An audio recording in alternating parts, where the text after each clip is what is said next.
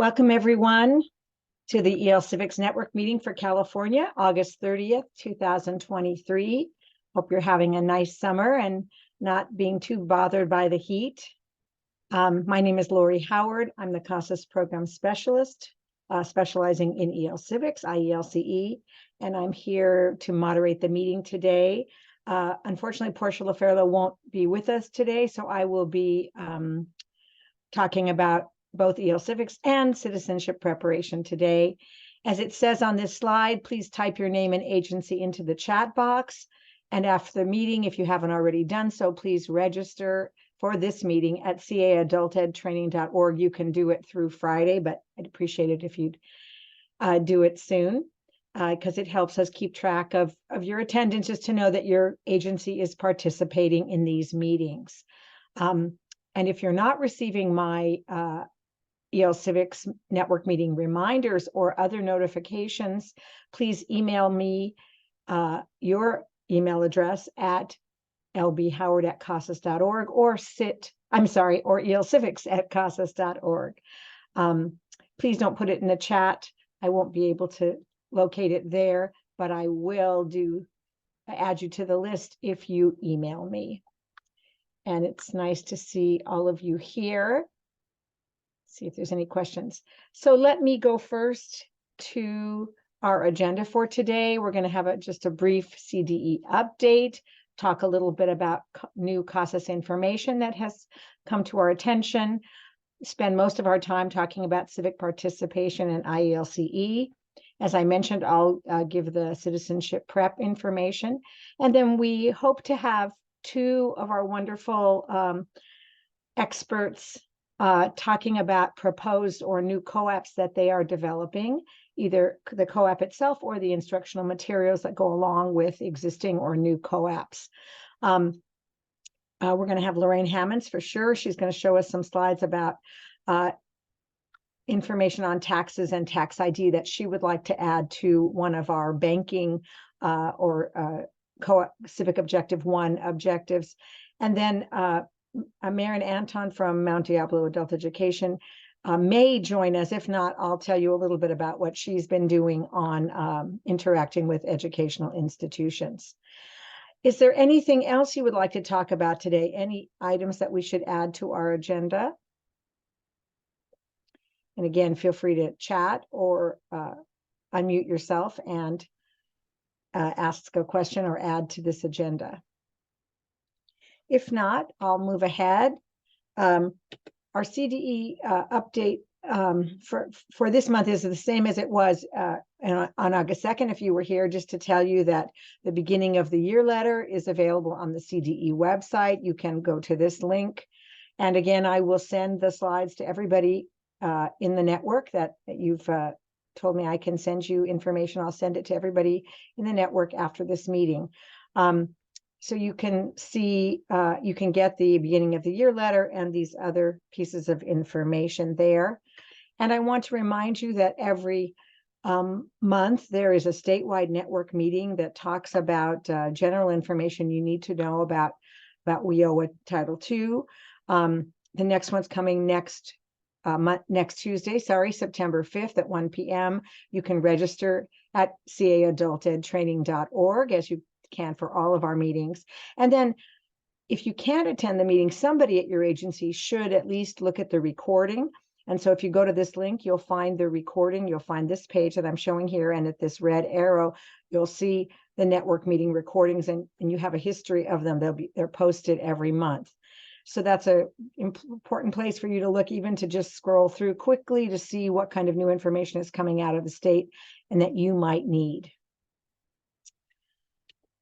Any questions about CDE or anything from CDE? I haven't looked yet. Do we have anyone from CDE with us who would like to mention anything else? I'm just scrolling through quickly. And we do have Kay Hartley here, COAAP Program Specialist. We also have Janice Farah, who was with COAAP but is now Congratulations, the consortium manager of Solano County Adult Ed, and she gave us a lovely presentation as a CASAS employee last month, and this month she has a new job. So congratulations to Janice. And we have Barb Lehman here with us, CASAS program specialist.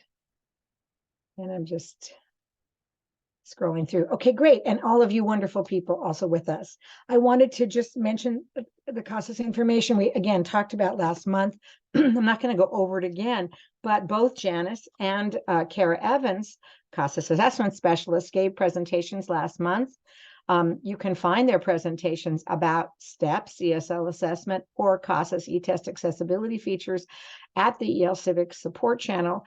And when we go to the ELCivics support channel, we always put, if you scroll down just a little bit, or I think it says maybe more information, you can find the time codes that tell you exactly where to find that. So if you want to learn more about STEPS and what Janice told us last month, you go to minute 445 on the, whoops, I didn't mean to do that. You go to minute 445 on the video, YouTube video, and you'll find it there. If you want to find about CASAS e-test accessibility features, you'll find it at minute 2535. So this is there for you. Would you raise your hands if you've gone to the ELCivics support channel? Let's see who has gone to the ELCivics support channel to find either these meetings recorded or other ones. Okay, just a couple of you. Okay, there we go. Let's see. Okay, well, let me take you there since not many of you have been there. So let's go there. So I'm going to click on this link. Really important for you to know what's there. I think I'm going to click on this link. Let's see. There we go. Okay. And hold on, let me share this with you. Okay, we're going to stop our meeting. Sorry. It sometimes just opens up, so you don't want that. Let me share. Okay, this is the ELCivics support channel. You can get there at this link. Of course, there are a lot of ads because it's YouTube. Sorry about that. But let's see if I can go back one screen. This may be the problem because I had it opened here. Well, anyways, so this is the meeting from last month that's posted there. And if you look here, you see the time codes. And if you click more, you'll see the time codes down here. There's lots of information here. Oh, look, and it even says key moments. Look at this. I didn't realize this happened. How great. It actually lets you go here if you do this time code. I didn't see that before. Wonderful. So it's really easy for you to find those things. And I can't see where to go back. But if you go back, you'll see a lot of other things. All of our meetings, all of the presentations that wonderful experts have come to our meetings to give are there also. Lots of tech information, lots of things. So scroll into the ELCivics support channel. We developed it really to replace our ELCivics conferences that we used to have and we weren't able to do during the pandemic. So we developed this so that all the presentations could be here for you and you could just access them. So please utilize that. We'd love to have you do that. So back to my slide. Again, so I'm showing you this. We're not going to do the presentation again, but if you missed it, please go to the ELCivics support channel and find it. Any questions? And thank you so much for raising your hands for.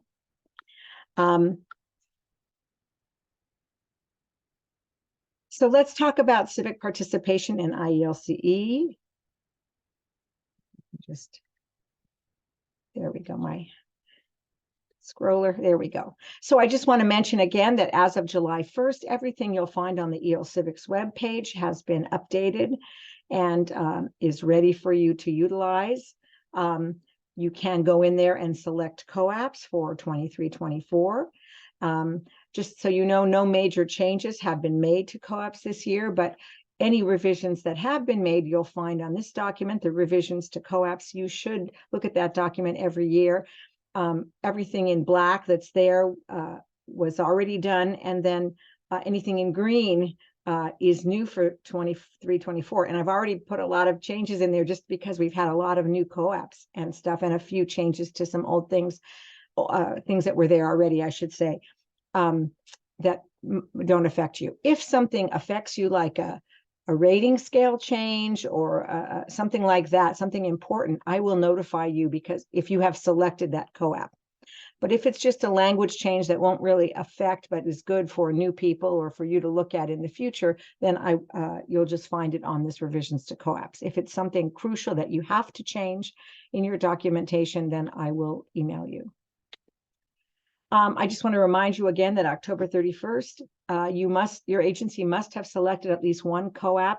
I know you're trying to figure out which COAAP, some of you, to select, but just go in and select anything, because that just lets us know, this deadline is to let us know that you can access the system, that someone from your agency can access the system. And you have a number of months, 6 months at least, to add, edit, or delete whatever you want and get your form up to date. So October 31st is a formality, but a very important one, so we can help you, those of you who haven't yet been able to select. So please be sure to go in and do that now, today, or very soon, to meet this deadline.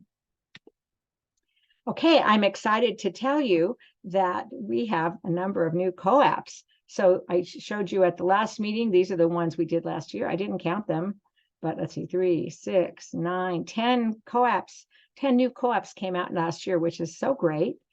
And this year already, in these just couple of months, we have updated these. 4.9, obtain housing.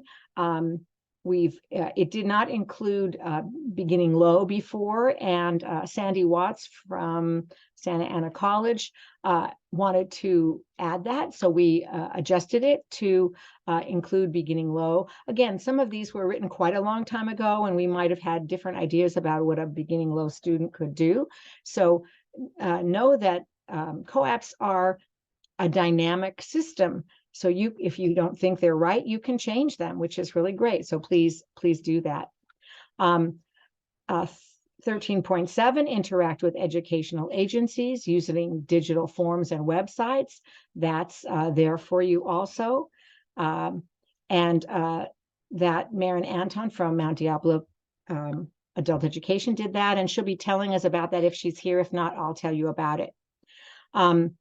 We have 55.3. I just put that up today. Mostly Los Angeles Unified School District is working on this because they have a mandate to include social and emotional learning in their agency, but that mandate may be expanding to those others. So you might want to look at those. They've written 55.1, 55.2, which you'll see on the left. And then just this week, we worked on self-management, which is 55.3. And then we might have done this a little bit earlier, 70.7, early childhood education. It's exactly the same as 70.4, but we took out the sing a song. That was relevant to the agency which wrote that COAAP, but it wasn't relevant to another agency who wanted to remove that task, and there was no problem. Most of our COAAPs have only 2 tasks.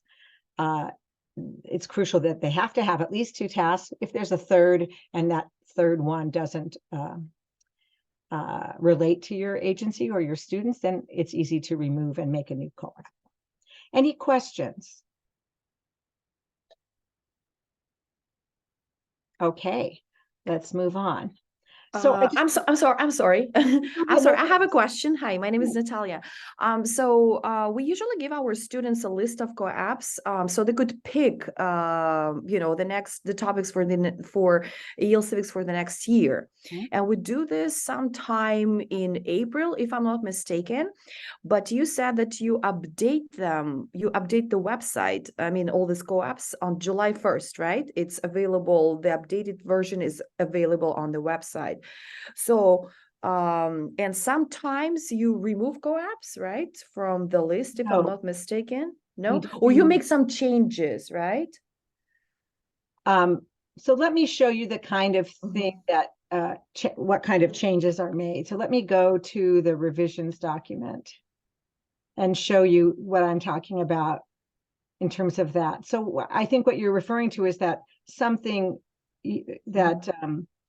might be changed.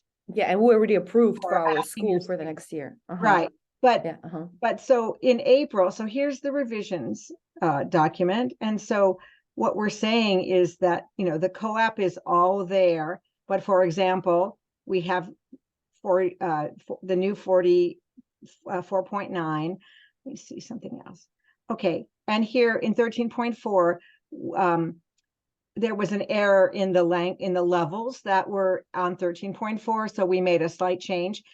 When you talk to your students about what they're interested in studying, it's usually at a general level, not necessarily mentioning each task that's in a specific COAAP, but more about the civic objective. At least that's what we suggest, that you are really talking about the civic objective. The task that's there is not going to change, but it might be adjusted. Like in this sense, there was an error, and so we made a change there. So I don't think it should affect you.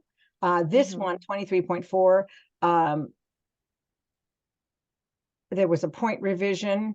I think there must have been an error here, and so we had to make that change. But again, your students are not going to be seeing the points.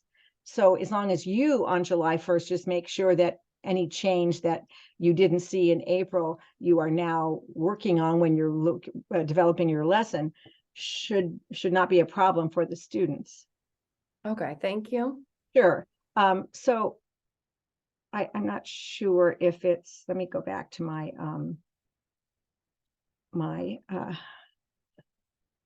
slides. So at the very end of my slides, I talked about needs assessment.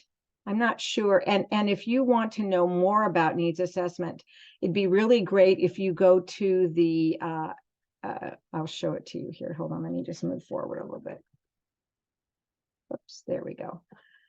So this webinar, which is on the website, ELCivics Basics, Civic Participation, and IELCE Requirements, that's on our website. I'm going to share it with you. Sorry, this is the webinar, so I won't share that exactly. So let me go back. But anyways, where am I?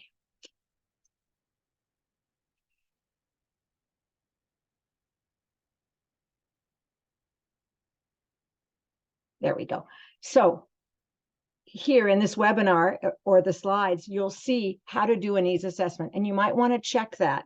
We suggest that you choose 3 or 4 civic objectives, not necessarily COAAPs, that you think as the teacher or coordinator might meet the needs of your students, and that you choose 3 or 4 from each of the 7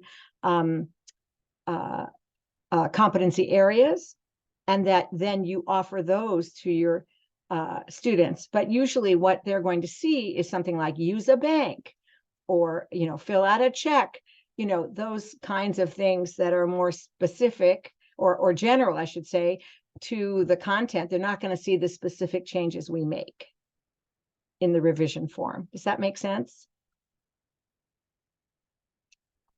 And so, Natalia, I hope I answered your question. So let me go back. Yes, Lori, thank you so much. I got it. Yeah, Okay, I just thought that, guys, you remove some topics, some cops. You never remove them, right?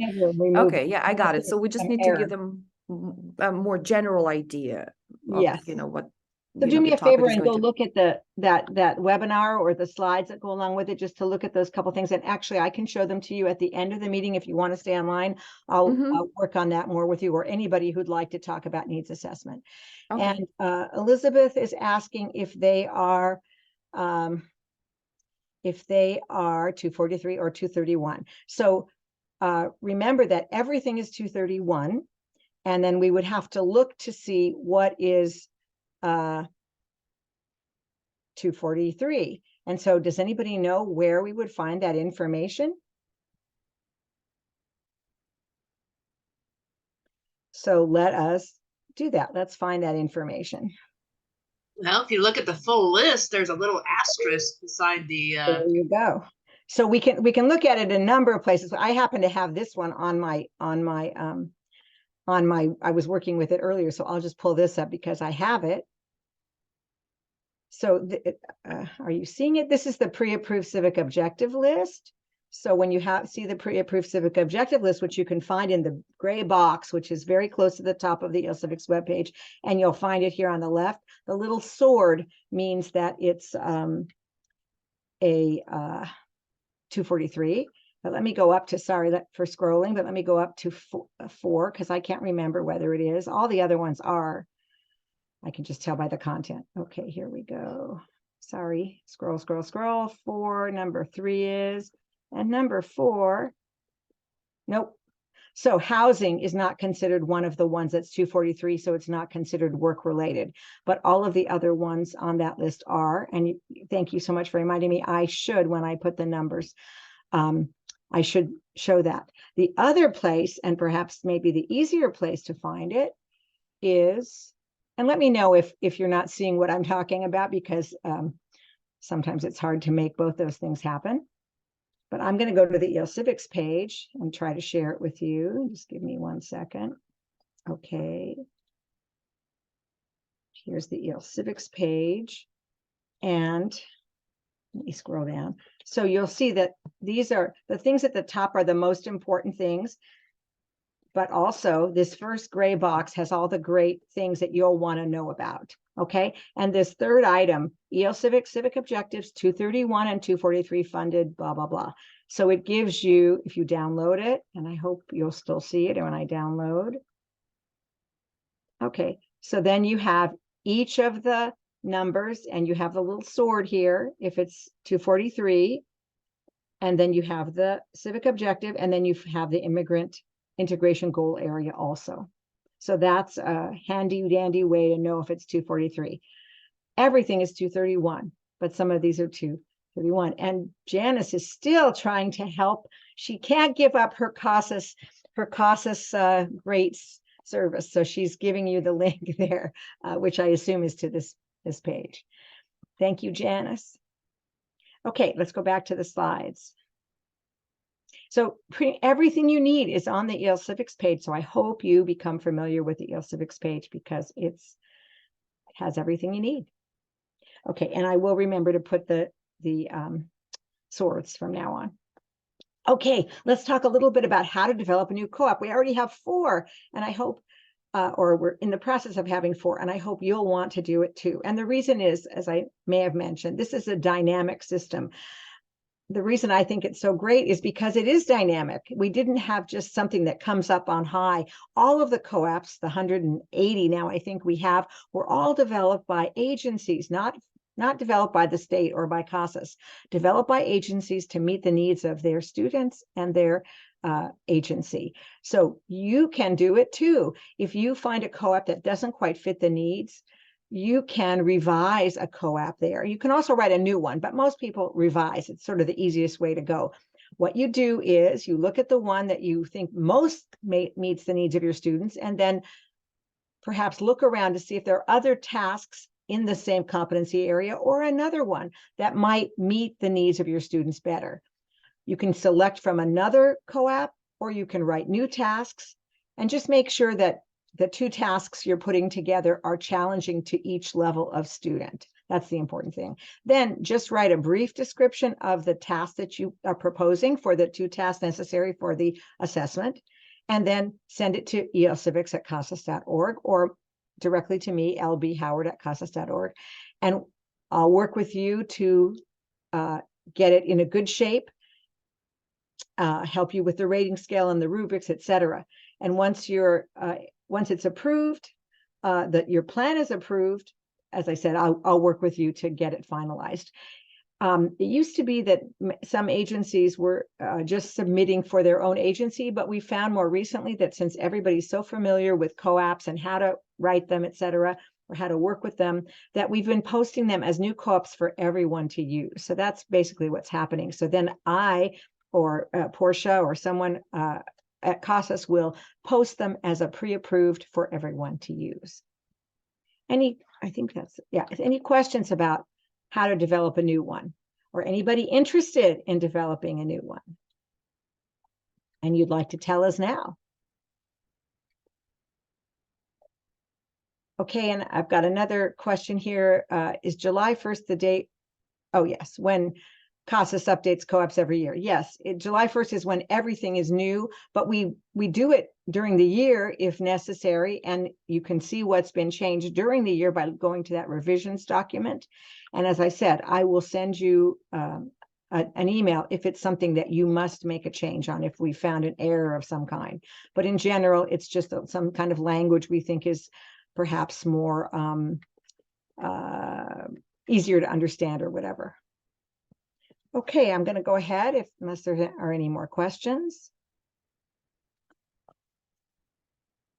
Okay, at the last meeting, I reviewed the COAAP selection system. If you weren't here for that meeting, I would love you to go to the ELCivics, the YouTube recording of it. Again, everything listed here. The COAAP selection system is at minute 43:46. And these are the things I talked about: community needs assessment, COAAP selection, how to download the COAAP numbers, how to revise COAAPs, COAAP payment points, and COAAP record keeping. So if you need that information, please go back to the August 2nd meeting on the ELCivics support channel and look at that. And then if you have questions, email me at lbhoward@casas.org or ELCivics@casas.org. I want to mention that the ELCivics Exchange is ready for you to use. There are some great materials on there that agencies have submitted. We would love to have more materials. So as you write your instructional materials for this year, if you're writing anything new, and I just talked to someone today who's going to be doing that, we hope you will make them 508 compliant and accessible to people who might have vision problems or other learning issues, and so that we can post them on the ELCivics Exchange. That is a requirement for community colleges, and it is a very, very, very strong suggestion for adult education agencies that you make your materials accessible for your teachers, for your students, and then to be able to submit them to the ELCivics Exchange. So we heartily request you submit materials. If it's a great idea if you send them to me before you submit, just I can give you a quick review to see if they're in shape. And if you need help with accessibility, there are a lot of accessibility guides on the ELCivics Exchange of how to make your materials accessible. So whether or not you're submitting to the ELCivics Exchange, we hope you will do that for your teachers and your students, because you should be doing that.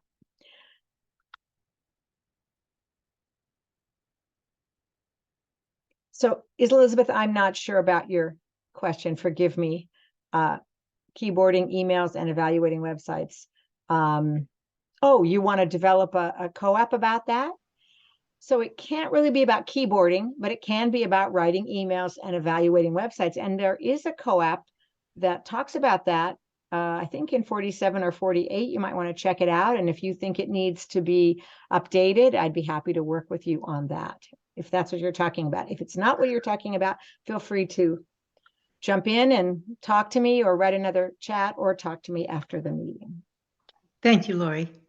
Okay, again, I wanted to remind you about all the information available to you here. This is the link to the ELCivics website that has everything you need. Again, if you have a question, email ELCivics@casas.org. There's all these webinars. If you're new to ELCivics, you must participate in this webinar. I'm going to be doing a new version within the next month, and I'll let you know about when that is. But this has all the information you need, and there'll just be slight tweaks if I do a new one. Again, more information about understanding and implementing COAAPs and how to revise COAAPs. If you're a 243 agency planning and implementing a new IET, IELCE program, whether your program is new or not, you might want to look at that one just to see if you've got all the elements you need, et cetera, et cetera. I don't want to go over everything, but just to let you know, this is available for you.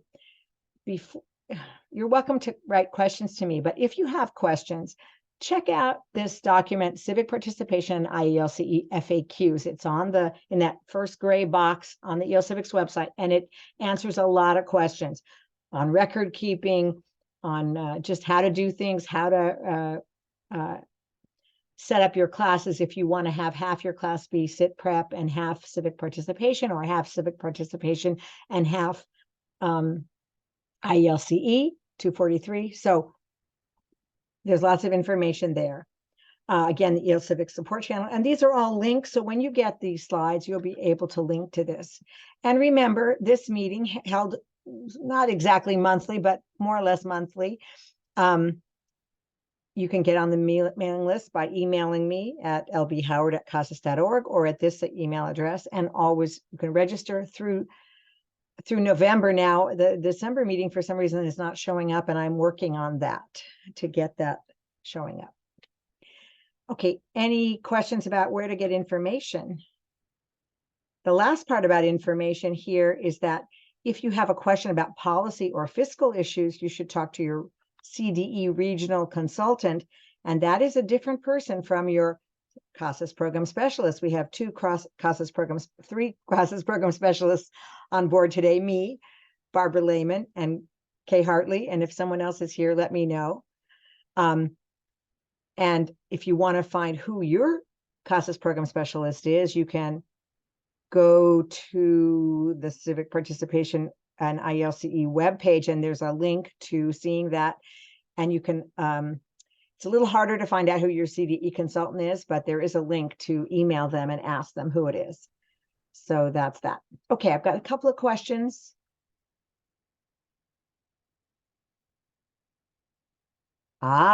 Jennifer, always thinking ahead, wants us to sweeten the pot, and the program that posts the best new co-ops with free registration to CASAS SI.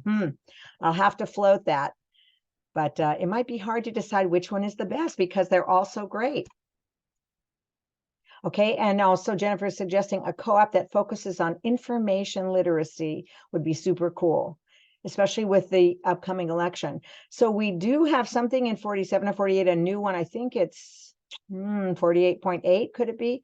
I'll look at that, but that's a great idea.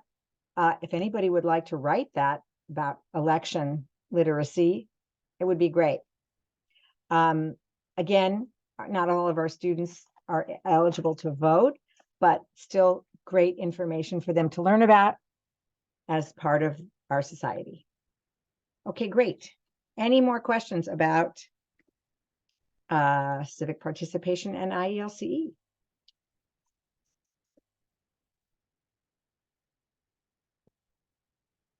Okay, Jaime says, when I open the pre-approved ELCivics doc, it looks like page 3 and up are cut off.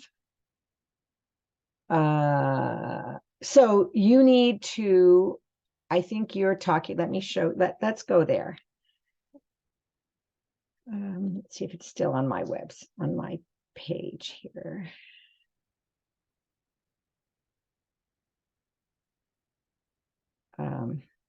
Sorry, give me just 1 second. Okay. I'm going to go to the ELCivics page, and I'm going to share it with you.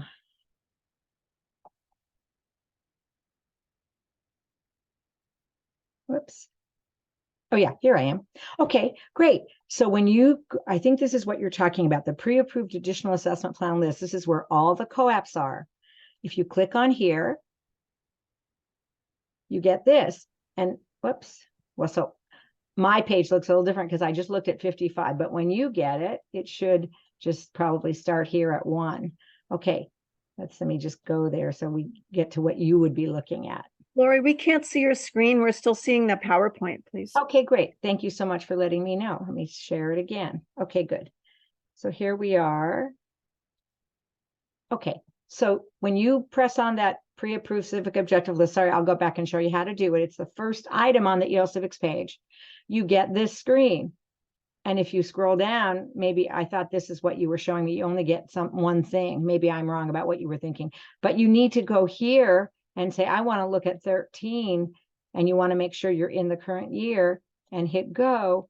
And the system then changes to 13, and you can look at that. Is that what you were talking about, Jaime? The pre-approved ELCivics doc, is that the one or something else?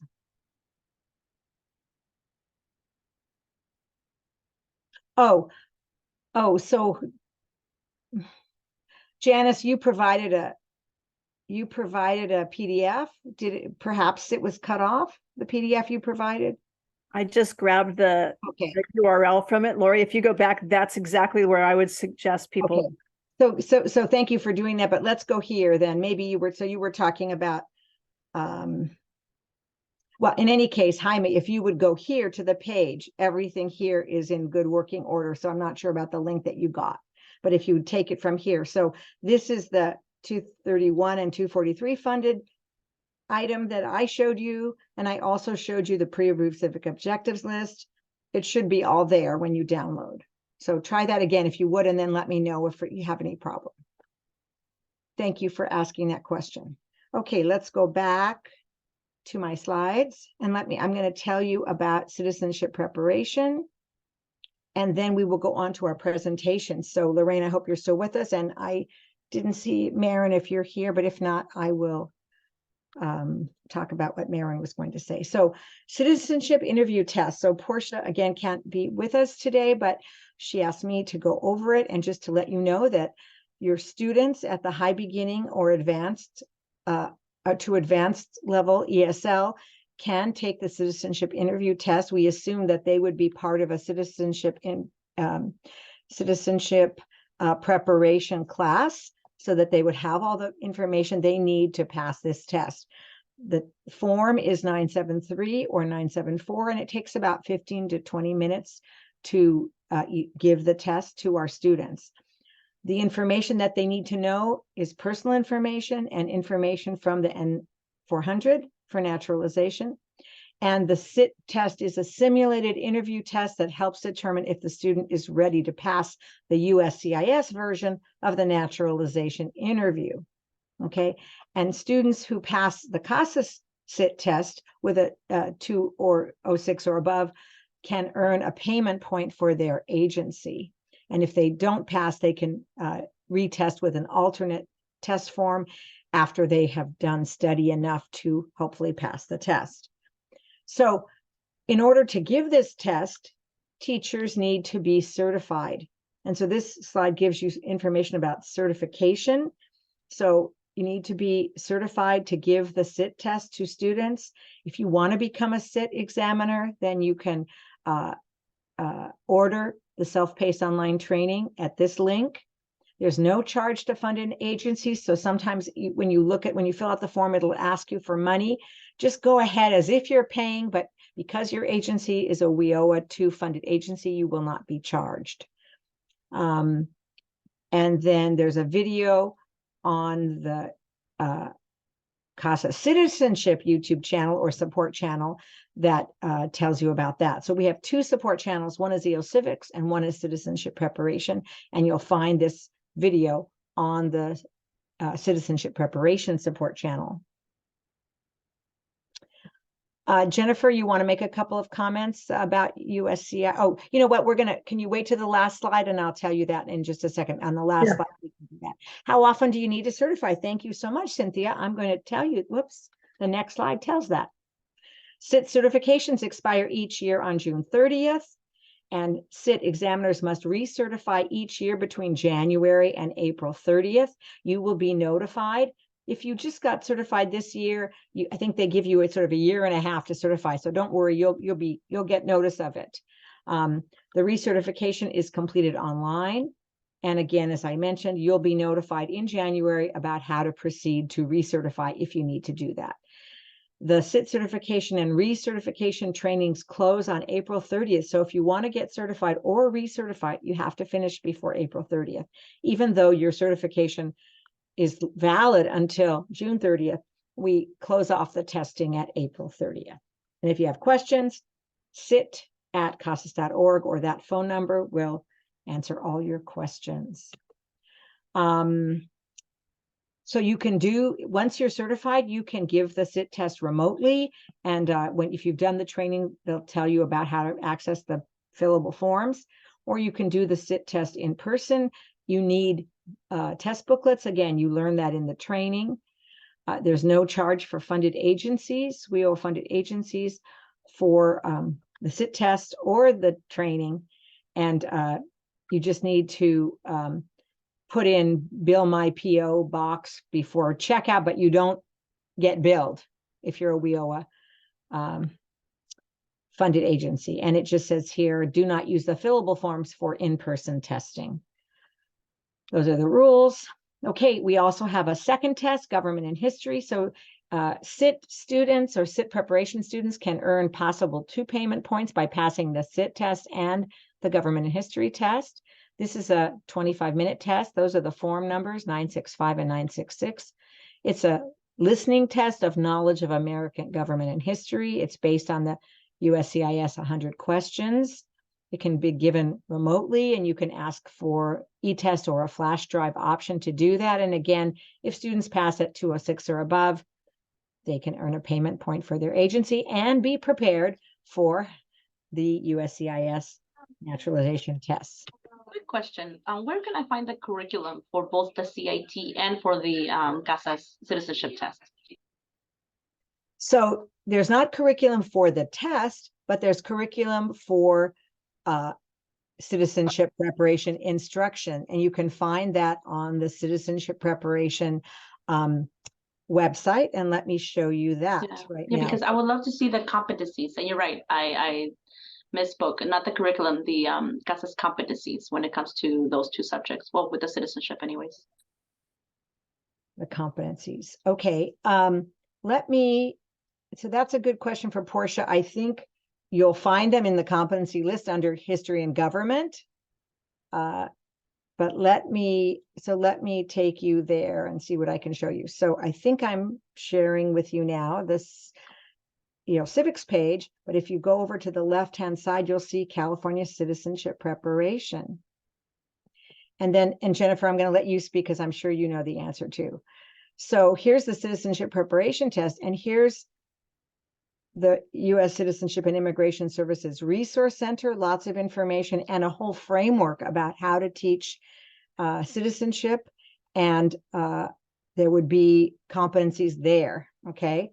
There's a lot of curriculum here. I would have to go to the competency list to show you the exact competencies, but they would be under history and government. Can I wait to show you that at the end of the meeting? I can take you there. Of course, and this is actually what I was looking for. Thank you so much. You're so welcome. Perfect. Yeah, pretty much everything you need is on the CASA's website. Okay, I hope I'm sharing with you this again. Portia just wanted to remind you that in order to earn the payment points earned by taking those two tests we just talked about, the SIT and the government and history, students have to have a pre-post test pair. So there's no payment point earning without a pre-post test pair. So the pre-post test pair must be in the same test series, and this test series must be NRS approved.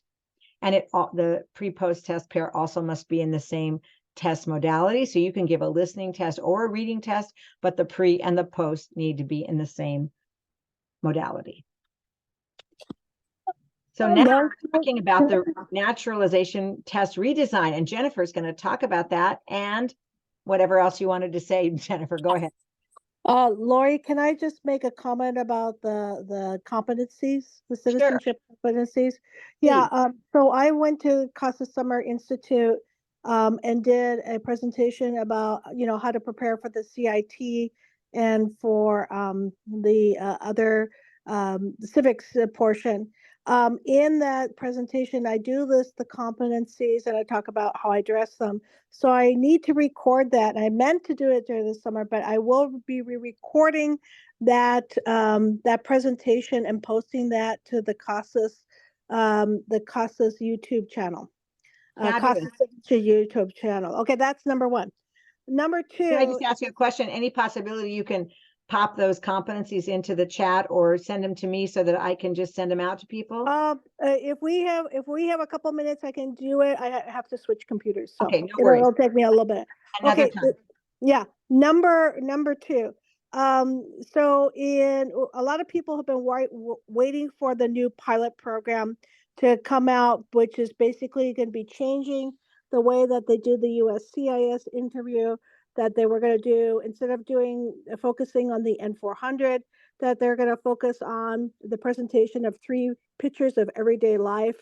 People would describe them, and then when they do the civics test, they would be taking the test on a computer. they would be changing the questions, so each question would only have one possible answer, and there will be three choices.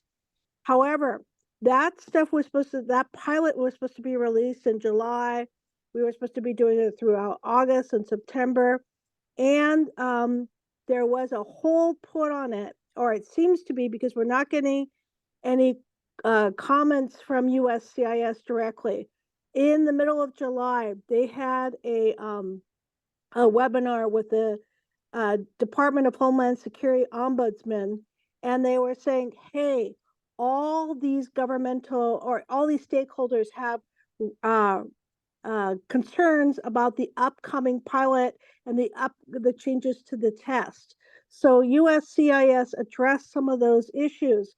However, again, there was no release of that pilot, or at least I'm not familiar with that. And of course, if somebody is engaging in that pilot, please say so in the comments. But what they are going to do is in October, they're bringing together a lot of the people who are part of the USCIS naturalization process, the stakeholders, community-based organization, teachers, et cetera, et cetera. There's a limited number of places available to attend that conference personally in October, but there's an unlimited amount of possibilities for people to attend that remotely. So that's going to be October 17th and 18th, and of course I can pop that reference into into our chat today. And the third thing I want to say is that I'm trying to post all the updates I possibly can about civics and the upcoming Constitution Week, and resources for all the stuff that's coming on. I'm posting that stuff to our civics education and civics forum on links. And again, I will post that. Link to our chat today.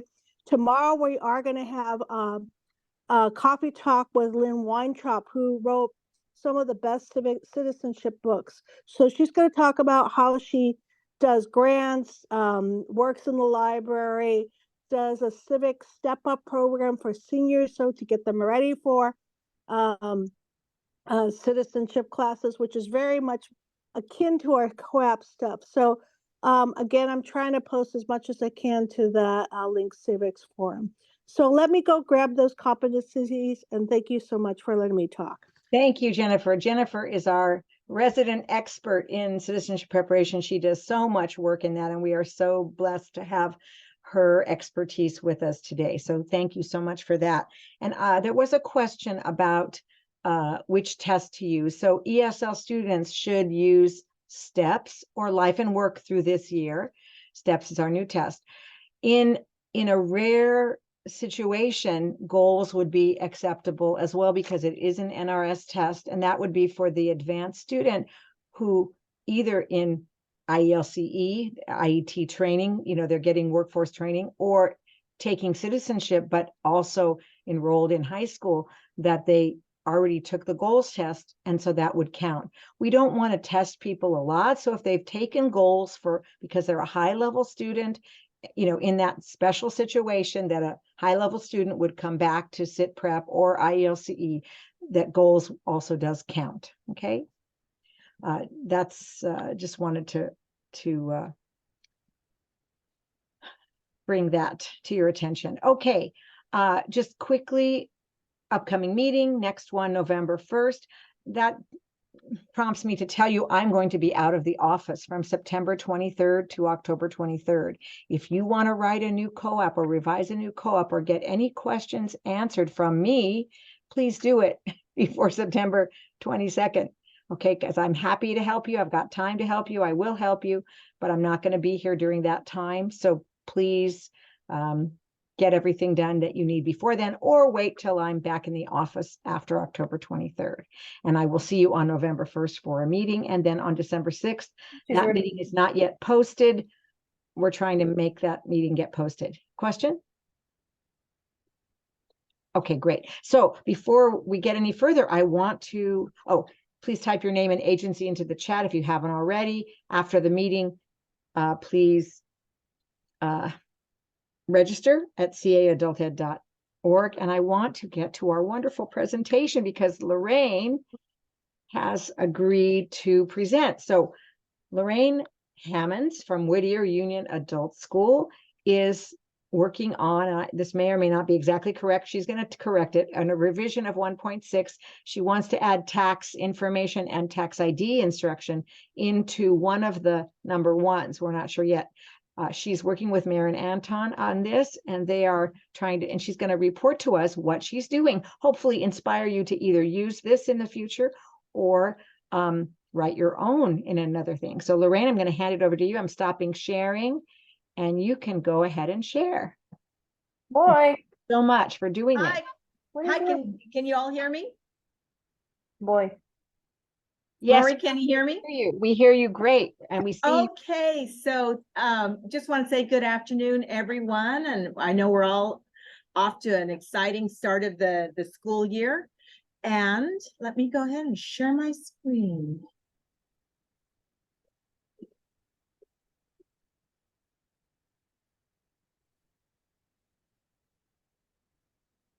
Can everybody see the PowerPoint? yes, we can. All righty.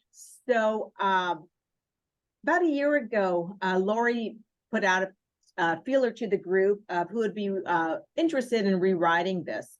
And so I am presenting the banking COAAP. It is a 231 and it's 1.6.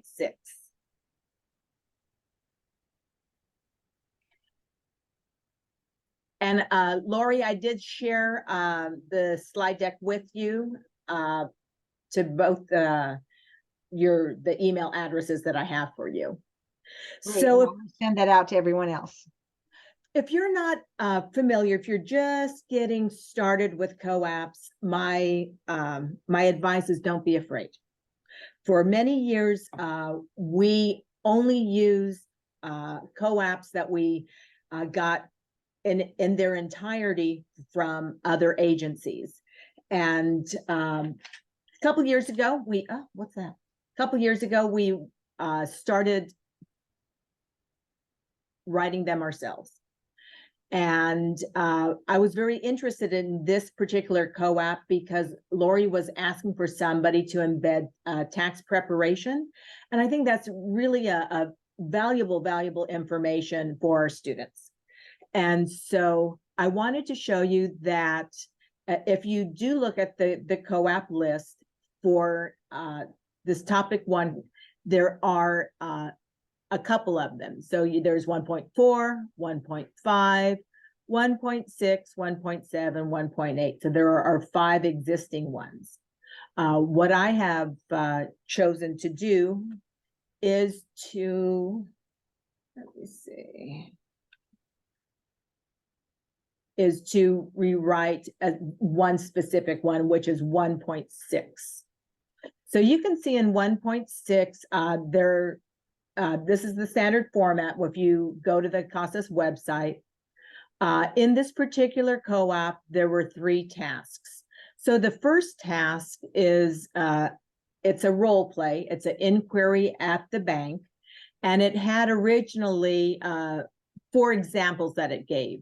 The checking account services and fees, savings account policies and interest rates, the process for obtaining a loan, and other services provided. So I wanted to flesh it out a little bit, and then to, I think this is one of the older COAAPs. So try to bring it forward to really what the students might encounter. Oh, I'm sorry. And so this is my proposed task 1. I didn't change the rubric at all. There's still 7 items, 14 points possible. And the verbiage is still the same. I just changed a little of the inquiry topics. I combined the old one and new. So now it reads checking or savings account services and fees. I inserted a new one, how to obtain online access to accounts, because many of us do bank via the internet. Number 3 is the same, the process for obtaining a loan. Number 4 is new, how to obtain credit scores. So I wanted to provide students with that information of what a credit score is, how they obtain it. And you have to remember that there's 30 hours of teaching before you get to the assessments. And so every one of us knows our students the best of what we have a feeling of how they could benefit by our different the different COAAPs that we teach. And so with that in mind, when you look at the COAAPs of the approved ones, you really can tailor it for your agency. And then number 4 is the existing one, other services provided. Any questions so far with task 1?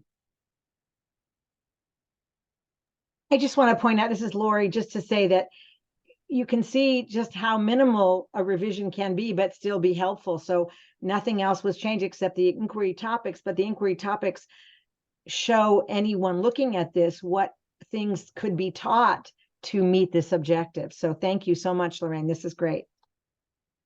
Thank you. And then,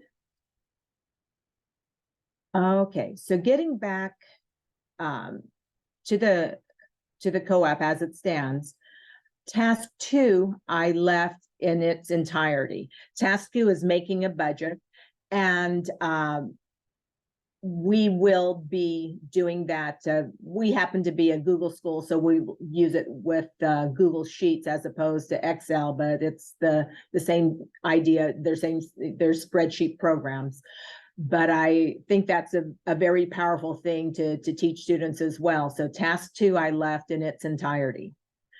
The existing task 3. Oh, Lorraine, could you, when you do this, would you please add as your example, the thing MS Excel, but put in the one that you're using so that, again, that's an example for someone else, okay? When you write this one for number 2. Okay. And then with task 3,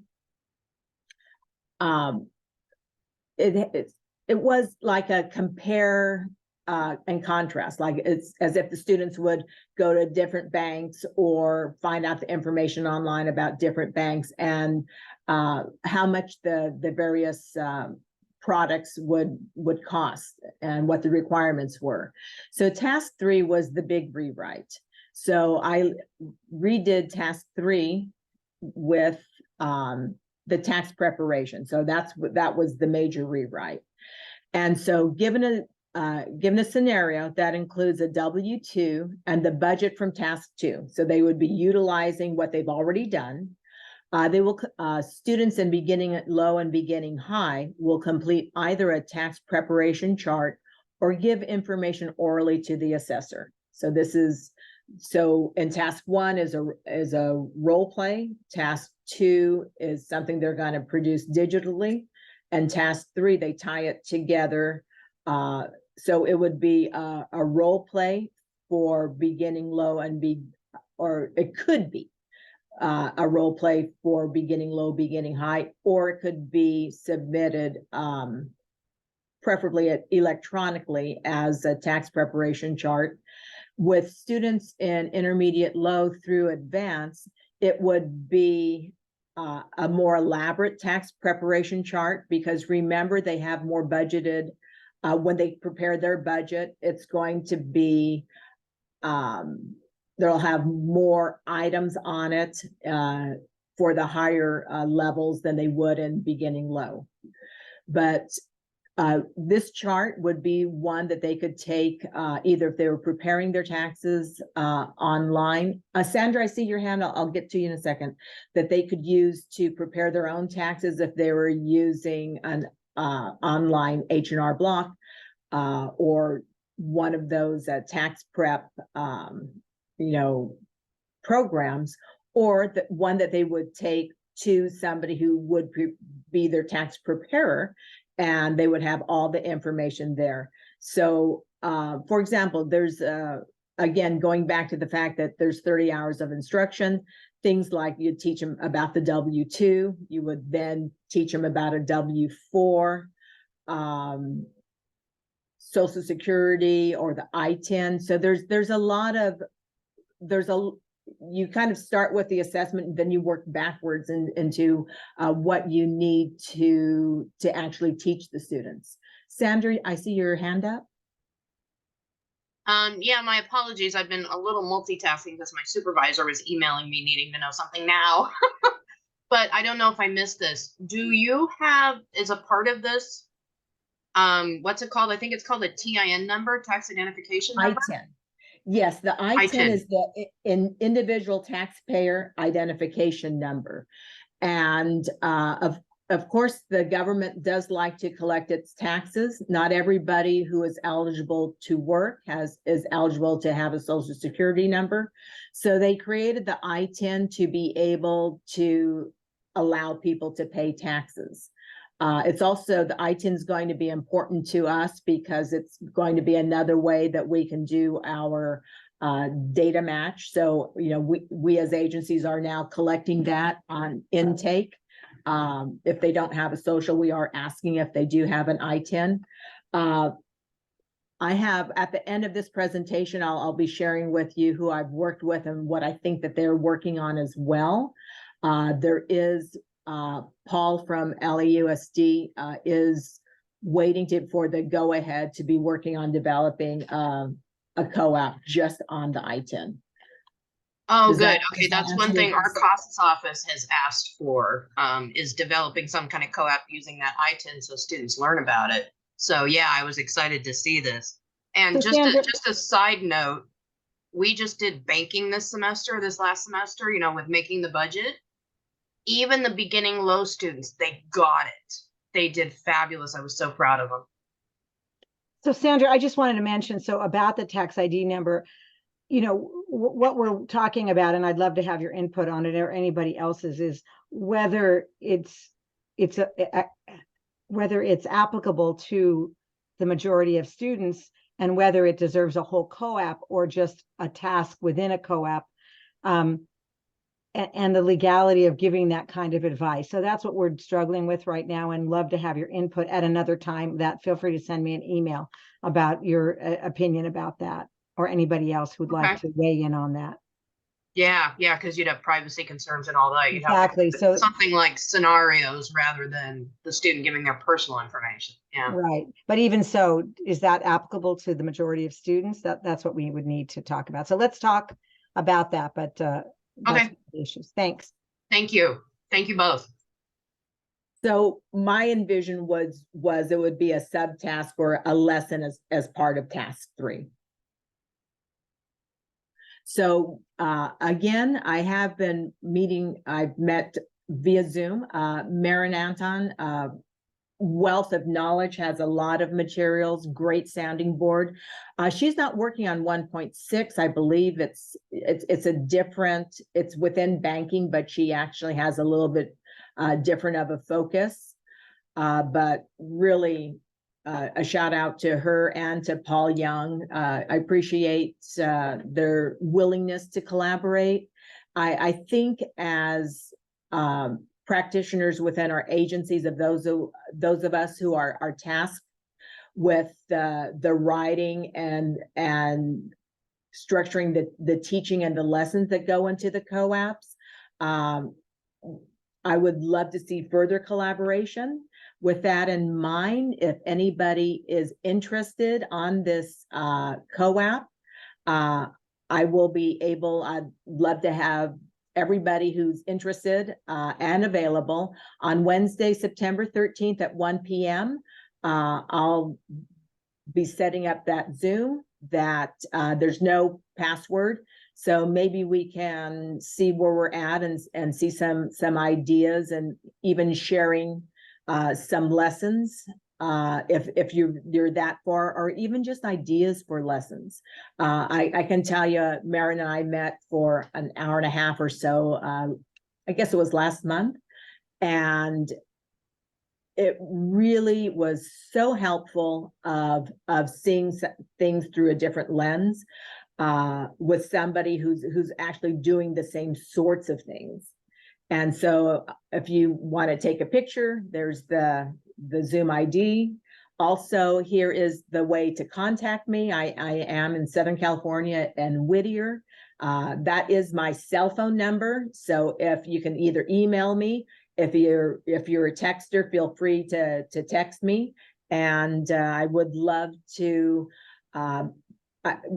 I would love to collaborate with my peers. And I think that's all I have, Lori. Thank you so much, Lorraine. Lorraine, I so appreciate you taking this into your purview and working on this. It's so important for our students. As you know, and as you mentioned, a lot of these co-ops were written in the early 2000s and desperately need some updates.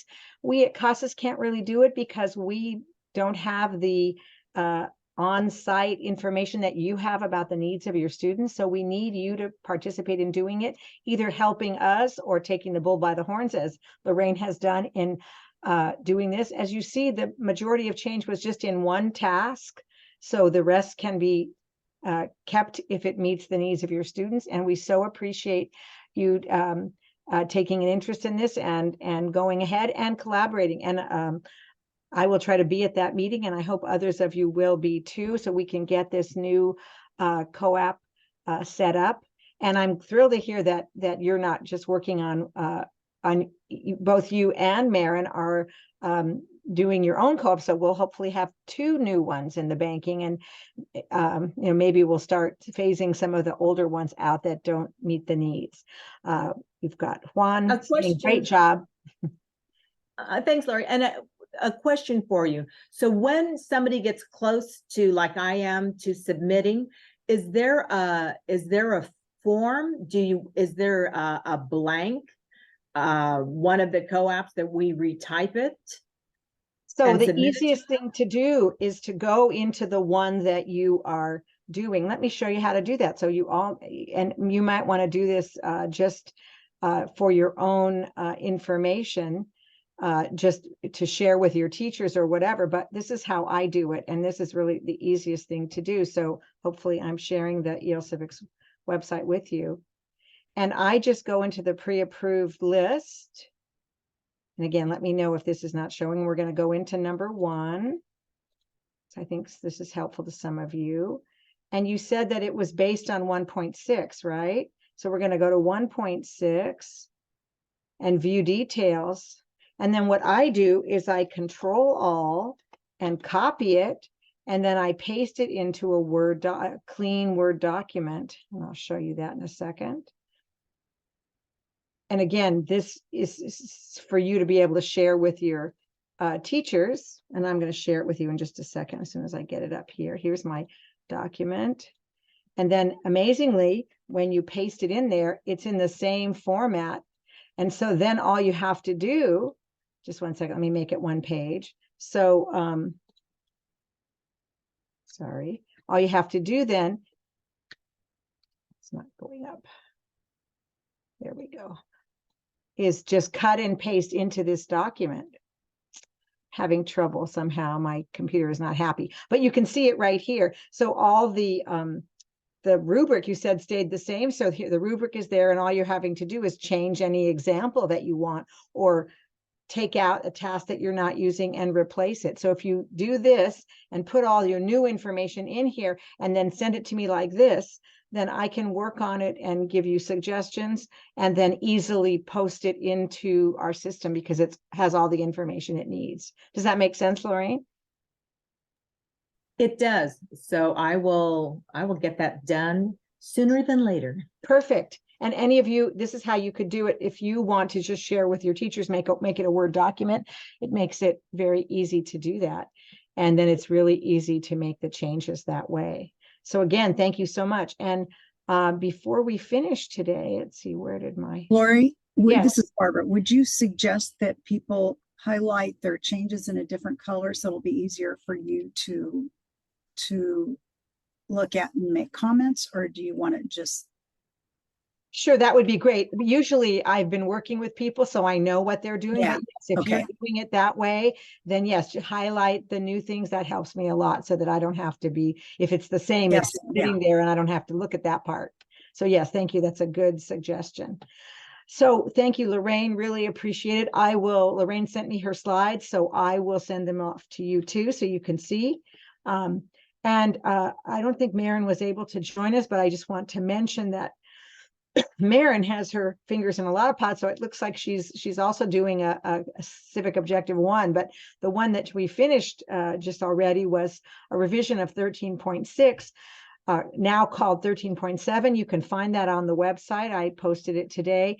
Again, the content of 13 is interact with educational institutions, and her concern was that it was all about using printed forms, and in her school they use digital school forms, and that students need to interact with the digital school form and interact with a digital website. So she wanted to make it that, and I have to say it was really easy to do. We just changed a few words or added a few words. We basically kept the task the same and just added digital forms to it, and it was a really quick thing. She was sort of amazed because I helped. Again, we spent about an hour together. Bim, bam, boom, we had it, and with just some language changes, and it was all ready to go. I did want to share this link from materials that Maren hopes to use for her instruction. Let me see if this is going to, and you have the link here. Let me just share it with you. I don't think it came up. Let me go there. And so she has a Google Drive that she has put up there, some resources and some lesson and activities. I'm not going to show it to you, but just to show you that you can access that if you want to have materials that either she developed or she got from other places that will help with teaching students how to use digital school forms and digital, and websites from schools. And she's a mom also, and so she has a lot of interaction with her kids' schools, and so a lot of it was her experience of this and how her students need to interact with not only their own adult school but with their kids' schools too, and that's what she had in mind here, and some of these materials talk about that. So I hope, we all hope that will be helpful to you, and we wanted to share that with you and know that you have that at your you can find again, Lorraine's COAAP is not yet posted, but will be posted soon. But the new COAAPs that are posted are 13.7, and then you can go to this link for some instructional materials. I think also that Maren will eventually write her own instructional materials, and hopefully we'll post them on the ELCivics Exchange, but we don't have that yet. So as a temporary measure, you have this link.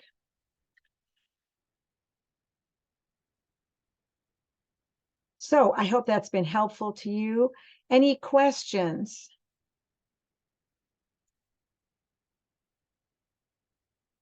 And I just want to say that I'd be happy to stay on the line and work with you on those slides. Actually, I've added the slides that I used last month about the review of the COAAP selection system. You can either go online, or if you'd like to ask questions about that, I can go over that with you now or answer any specific questions.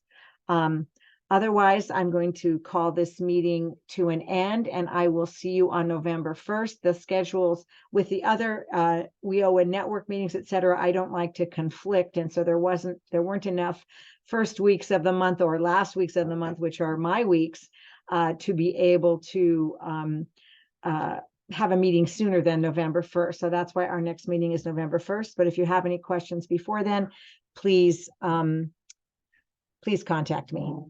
So thank you so much for attending. Any last questions? Okay, I'm going to stop the recording, but if you do have specific questions and you'd like to stay on the line, you'd be more than welcome to do that. Let me just stop the recording, and I'll see you on November 1st.